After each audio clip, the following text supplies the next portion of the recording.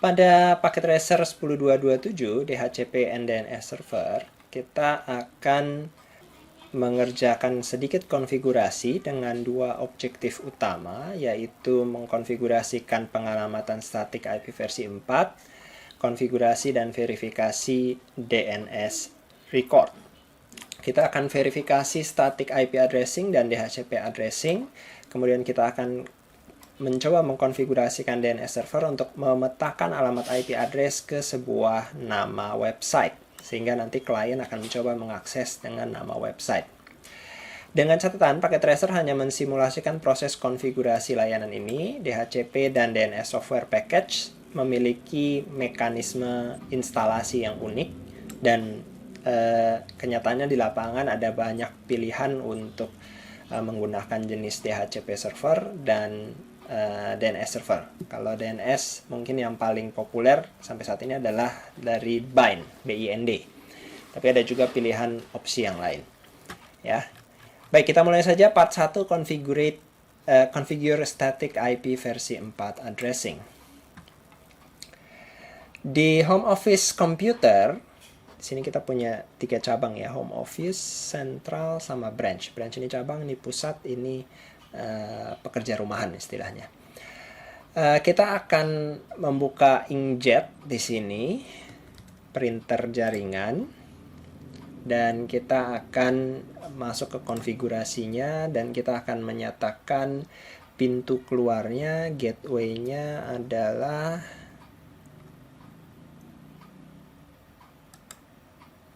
static ya. Saya masukkan manual gateway-nya 92.168.0.1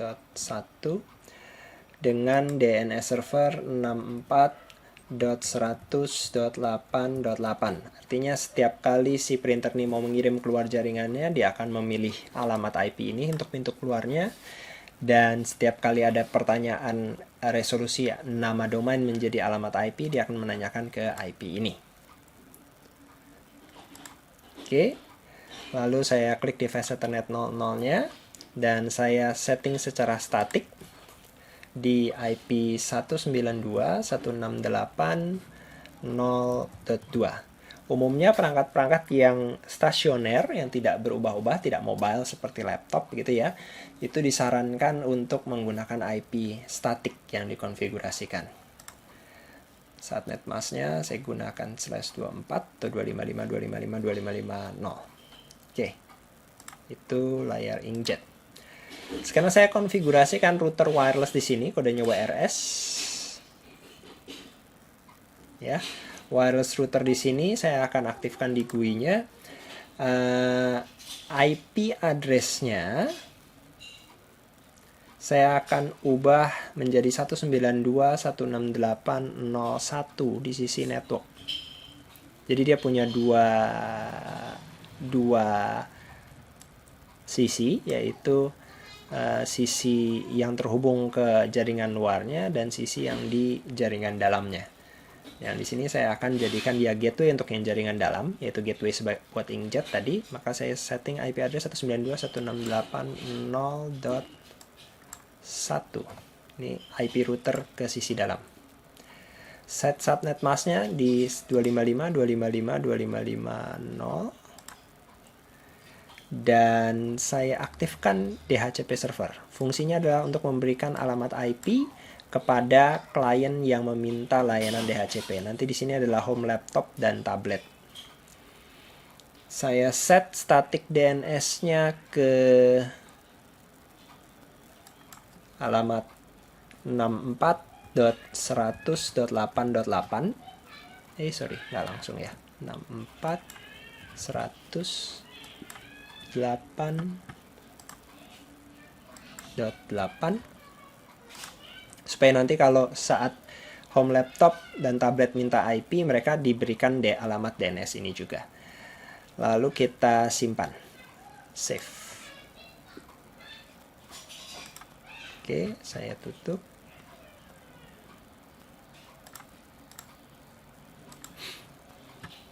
Kita akan menguji cobakan ya sekarang. Karena kita fokus pada home office yang di sini, maka kita akan lihat klien kita yang kita konfigurasikan dengan DHCP adalah home laptop dan tablet. Home laptop saya buka di desktopnya, saya buka di IP configuration-nya, yang tadinya static saya pilih DHCP. Ini seperti kalau di Windows ya sama, kita pilih automatic IP gitu ya. Nah, DHCP request successful. Ini berhasil karena ceritanya dia minta ke wireless router, saya minta IP dong, saya minta subnet mask, dan saya minta informasi DNS server. Jadi yang tadi kita konfigurasikan di wireless router akan diberikan kepada perangkat ini. Modelnya adalah sewa. Lalu kita lakukan hal yang sama untuk tablet. Desktop, IP configuration, DHCP. Ya, sekarang dapat IP berikutnya 102. Kita akan coba tes akses ke website. Saya buka web browser. Lalu saya ketikkan alamat 10.10.10.2. Oke, ini adalah alamat IP central server yang ada di sini. Yang ini. Perhatikan saya belum menggunakan nama domain, masih menggunakan alamat IP. Jadi kalau kasusnya alamat IP, maka tablet saya atau perangkat apapun tidak meminta layanan DNS. Dia sudah tahu IP-nya. Jadi langsung saja diminta melalui alamat IP yang sudah diketahui dan dimasukkan oleh user. Jadi di sini mengakses ke central servernya via alamat IP ya. Dan kita coba juga 64.100.201. 64.100.201. Ini adalah branch server yang ini. Branch server yang ini. Sekali lagi, ini belum meminta layanan DNS. Nah, kalau misalnya kita masukkan alamat domain, central server ini nama domainnya adalah centralserver.pt.pka. centralserver.pt.pka. Maka ceritanya si tablet ini akan minta dulu ke server DNS. Hey, server DNS, centralserver.pt.pka itu IP-nya berapa? Gitu ya. Kalau si DNS server tidak menjawab atau tidak punya jawabannya, maka si klien, dalam hal ini si tablet, tidak akan bisa membuka layanan tersebut. Terlihat di sini belum ganti ya. Ini masih branch server. Nah, hostname unresolved. Artinya dia tidak bisa mengetahui. Kalau kita mau coba secara perintah command prompt-nya, di sini saya ns lookup centralserver.pt.pka. Unknown, nggak ketemu. Dia menanya kepada si DNS server di 64.100.88. Jadi di DNS servernya menjawab saya nggak tahu catatan ini. Gitu. Sama juga kalau misalnya saya buka branch server. Branch server.pt.pka. Nggak tahu juga. Jadi kedua layanan ini meskipun nyala, aktif, web servernya menyala, dan bisa diakses via IP, belum tentu bisa diakses via domain. Kalau catatannya tidak ada di domain servernya. Jadi langkah kedua kita adalah mengkonfigurasikan catatan tersebut pada DNS servernya. DNS servernya ini ada di sebentar. famous.dns.pka dengan records for central server branch.pka.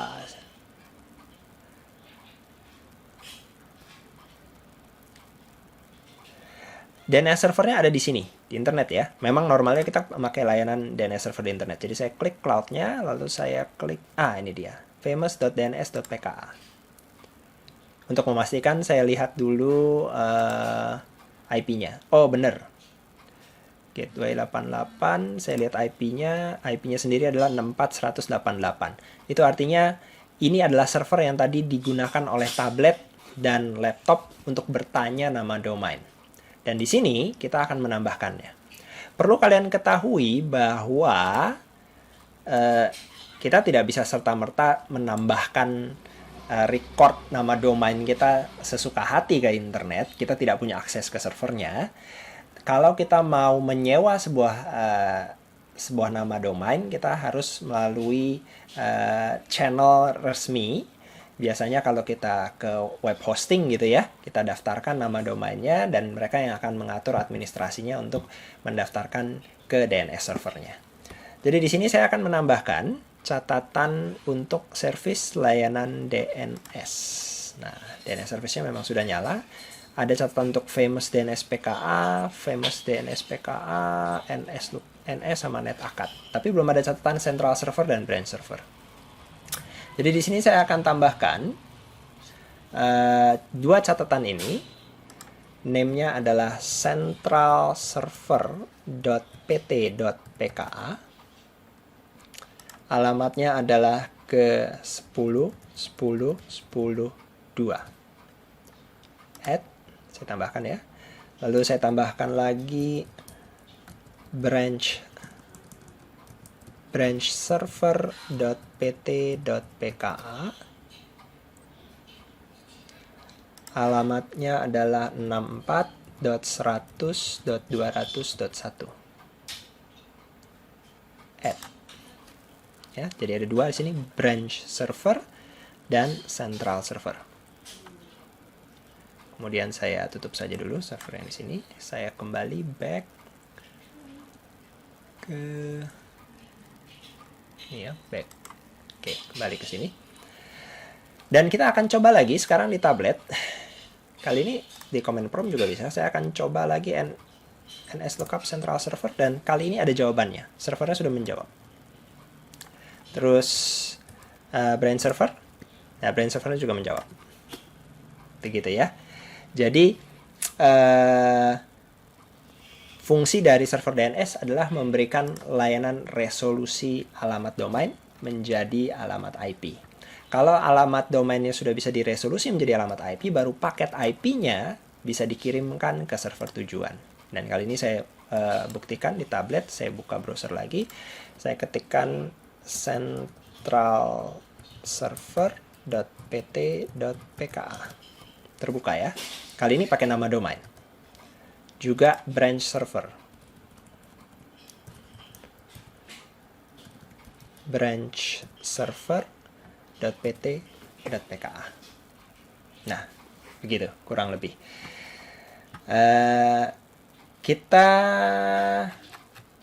sudah melakukan proses ini dan saya tunjukkan completion-nya 100/100. Jadi paket research 10227 sudah selesai dikerjakan.